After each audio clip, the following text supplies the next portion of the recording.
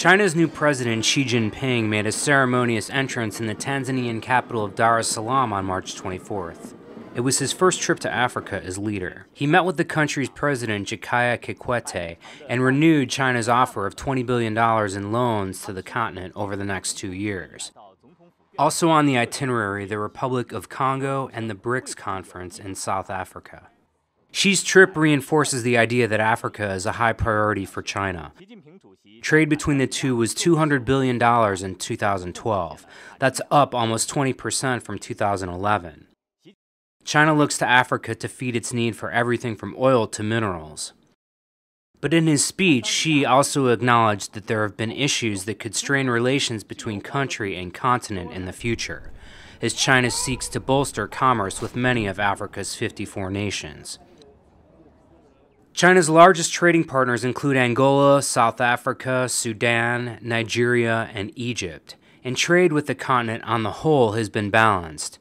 But for the many countries without extensive natural resources, there are significant trade deficits. China has been a boon to the continent, building out much-needed infrastructure and buildings, including the $200 million African Union headquarters in Ethiopia.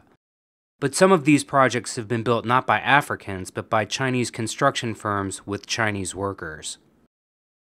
There are also concerns merchants on the local level are being edged out and undercut by Chinese vendors, who can flood the market with cheaper goods.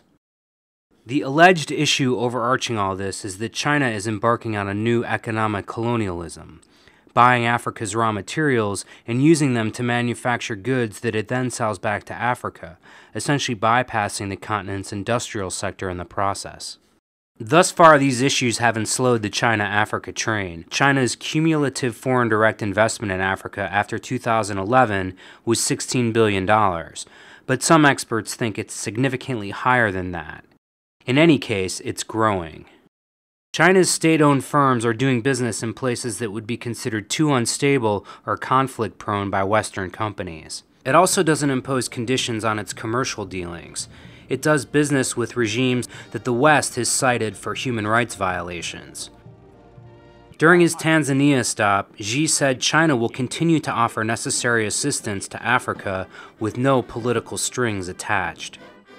That approach has generally led to more economic opportunities in Africa.